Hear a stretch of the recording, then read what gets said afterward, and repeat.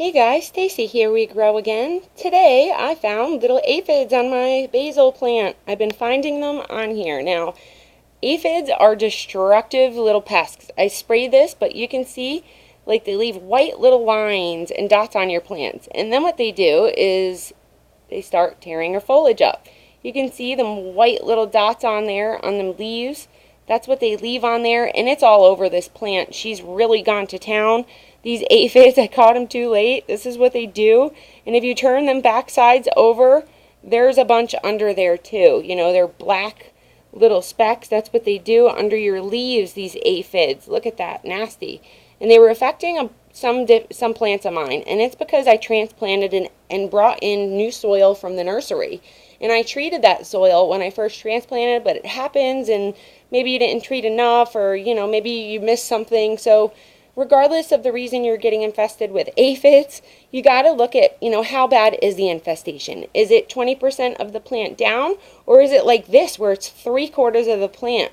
You can see she destroyed her 3/4 of the plant up. Now from afar, this looks great. She looks beautiful, looks like she's doing good, but from close, she has aphids all over her, and you don't want this, and you don't want this infesting your other plants in your lanai. So at this point, since she's 3/4 of the way infested, I'm going to cut this down. I know you're heartbroken. I'm heartbroken too, because I've been growing this basil for a while now. But I'm just going to cut it down, regrow more basil, and keep it inside. Basil gets aphids like crazy, guys. It's one of my plants that just attract them. If you're looking to get rid of aphids on one plant, put a basil plant next to it, and it'll attract them aphids. But how you treat this...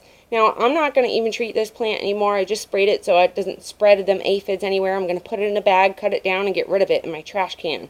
But if you have an infestation on your other plants like I have, you want to use, whether it's spider mites, aphids, little scale, or just, this stuff works on everything. White flies it works for that give them caterpillars in your garden. And you can use it on a bunch of different plants. It's organic. It's safe around you and the environment, around you and your pets. It doesn't, hurt the environment. You just cannot spray this in the daytime. It says you can spray it in early morning, but I do not, because in a couple of hours that sun's going to come rolling out, and it can burn your leaves. That oil might be still on them leaves, and if it is, it's an oil, so it's going to burn. I've totally lost my plants that way.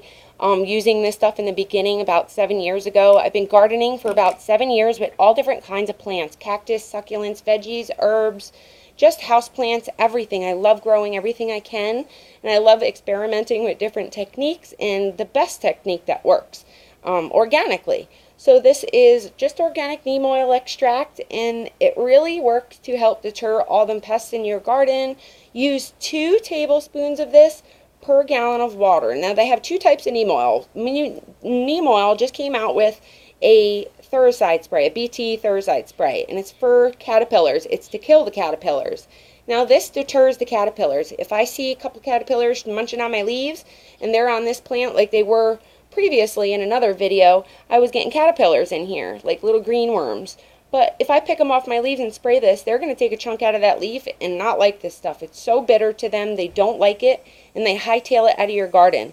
Pickle worms are another story. Pickle worms are destructive, and this stuff, they drink it. So get that neem oil BT spray for the pickle worms, or any kind of caterpillar infestation that you might have going on. So what I do is use 2 tablespoons, this is a tablespoon, per gallon of water of my neem. I mix this already. 2 tablespoons of your neem in your gallon jug. You can use faucet water that's been sitting out for 24 hours, or rainwater. And then you want to add some Dawn soap, or any kind of soap. That's my preference. I like Dawn.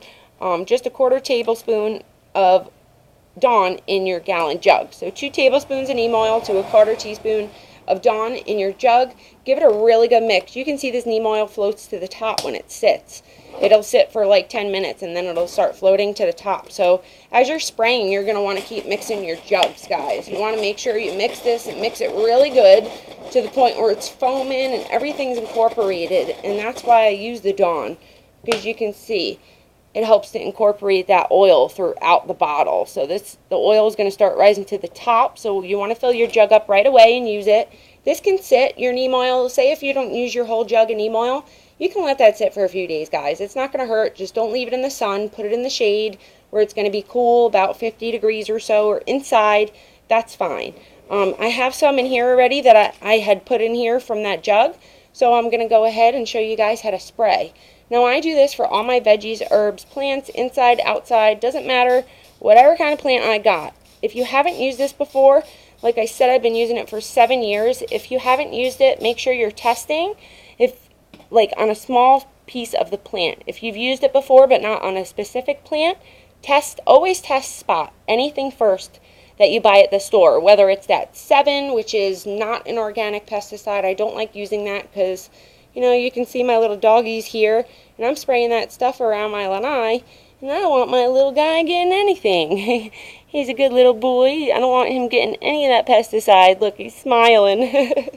He's funny. So just make sure you're buying organic. It's just safe around your pets and the environment. And just don't spray this stuff directly on bees. It will kill them, this neem oil. But if you're spraying at night, like you're supposed to, and should, then you won't have to worry about the bees, because the bees are done at night. They mostly pollinate in the morning and throughout the day. So you're not going to hurt them. We need bees for the environment, guys, and the ecosystem. So please be careful with the bees and what you're using in your garden. You don't want to kill any beneficial insects, which them pesticides do, them chemicals and harsh chemical pesticides can do. Sometimes you might need to use that, sometimes you might have a bad infestation and this organic stuff just ain't working. But I've never found that, I've never found that neem oil doesn't work besides them pickle worms like I was talking about. Then you need to get the neem oil BT spray, and that'll take care of them. So spray your foliage. I had aphids on these little peas I was growing. You can see how they just dye your leaves out. They make them like white looking, and it's already gotten to 20% of this plant and down. You can see how it's already starting to get this leaf right here. It browns out the leaf, so I'm spraying these down everywhere. And this is where it came from, because I repotted these with that garden soil I brought in, that new garden soil, and I repotted this one. I got the aphids almost gone off of her. She was infested from that soil that I brought in here, and I treated after I transplanted. I always do. Anytime I transplant my plants or bring new soil in, I always treat, because I have a lot of plants in my lanai and I don't want to infest anything else in my lanai. So I keep all my plants that are showing signs of aphids right here. I got to get rid of my orchid because my orchid doesn't have any signs of aphids. But since it was on this plant, and this plant was sitting up here with this one, I'm leaving all of them here because I'm treating all the ones around it too. Whether it's a cactus, whether it's an orchid, an aloe, it needs to get sprayed because you might have other buggies around there lingering around. You can tell they got to my Hawaiian plant. Look at this. I'm so upset. This is one of my favorite plants. She's starting to push out new growth, so I think I have her pretty much under control. But, she's looking rough, guys. She was looking really, really rough. You can see that new growth coming in there. So hopefully she does a lot better. You can see what they do to the leaves. And it just happens. I'm at 92 degrees. I'm sweating right now. And they're still around here in Florida. They're not going anywhere anytime soon, these bugs. So make sure you treat preventatively. It's the most important thing. Now, I've backed off on my lanai because I've had so much going on with my garden outside, my, my home inside, just regular life chores, life duties. So things get in the way where you might not treat every 7 to 14 days. Now, if I don't treat every 10 days in Florida where I live, these succulents would be covered in scale and all kinds of bugs and all kinds of stuff. So in Florida, it says every 7 to 14 days treat. I treat every 7 to 10.